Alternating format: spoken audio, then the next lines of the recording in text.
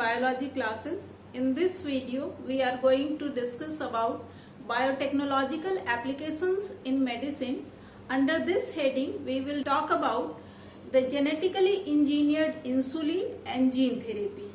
So let's start with the first topic, genetically engineered insulin. Insulin is a proteinaceous hormone that is secreted by the beta cells of pancreas, and the function of insulin is glucose metabolism.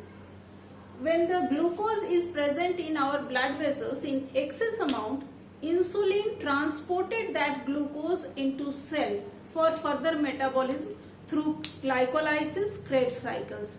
And through glycolysis and Krebs cycles, the energy is extracted from other life processes from glucose. But in some individuals, they are deficient to insulin.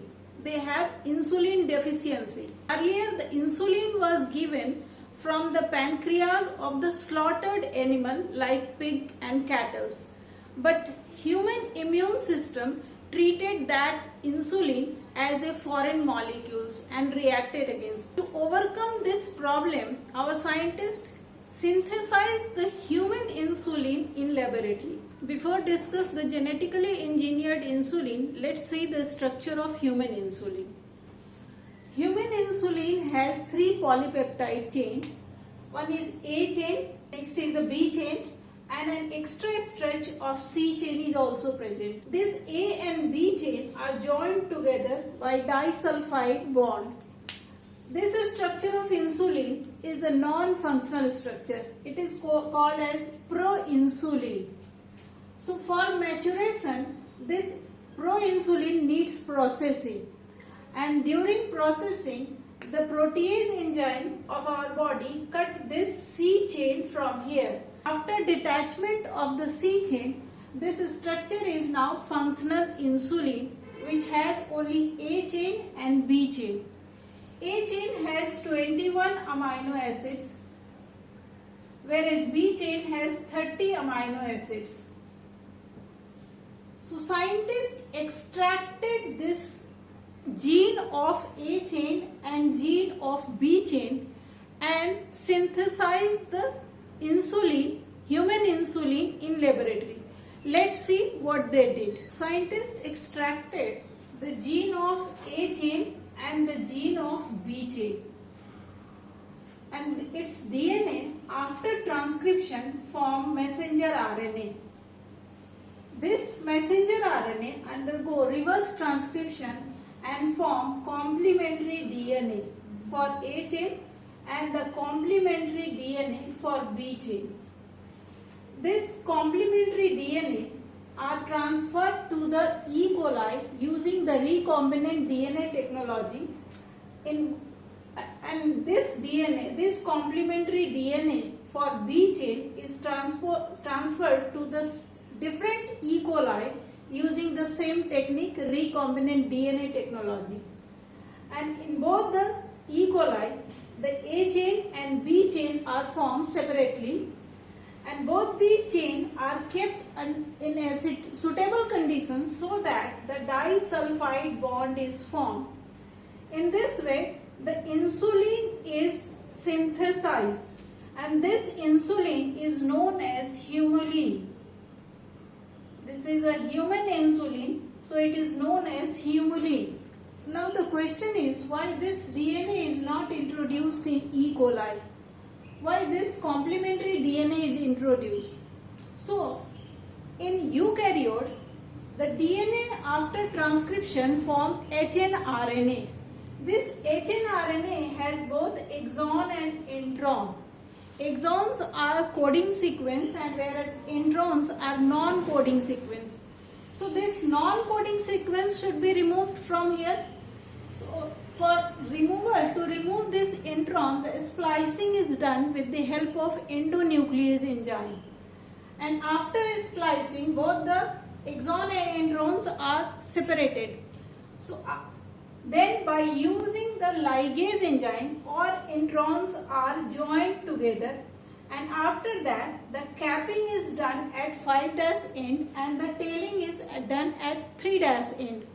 So after capping and tailing, this messenger RNA is formed, and this messenger RNA undergo reverse transcription and it forms the complementary DNA. So as we are using prokaryotic cell, E. coli is a prokaryote. So the enzyme for splicing and ligation is present only in eukaryotic cells. It is a eukaryotic characteristics. It is not present in prokaryotes. So doing this splicing and ligation made easy to synthesis of human insulin in prokaryotes. Humulin was first synthesized by an American company, Eli Lilly, in 1983. Eli Lilly in 1983. So this is the one application of biotechnological application. Moving to the next topic, gene therapy is a collection of methods through which faulty genes are corrected. Let's see what is it. In our bone marrow, the lymphocytes are formed, and this lymphocyte has a gene which secretes the adenosine deaminase enzyme, which is also known as ADA. This enzyme is responsible for the maturation of these lymphocytes. In some individuals, this gene is lacking.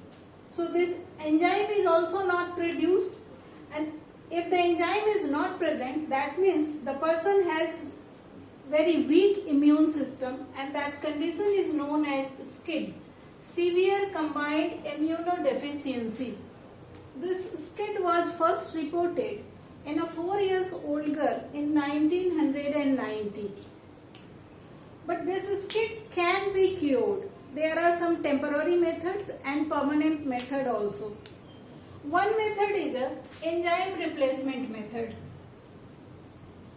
Enzyme replacement method. In this method, the enzyme, ADA enzyme, is directly introduced into the body of the patient. In the next method, the gene is taken from a healthy person, and that gene is introduced into the lymphocyte of the infected person, and this lymphocyte is transfused into the blood, and in blood this gene expresses itself, and in this way the enzyme is formed. So these two methods are the temporary method, because this lymphocyte has a limited time span. It is not immortal cell. So in this method, the genes are frequently transferred to the infected person. But this SCID can be cured permanently if this gene is introduced at embryonic level. These are the few examples of biotechnological applications in medicine. I hope this video will be helpful to you. Stay tuned for more videos.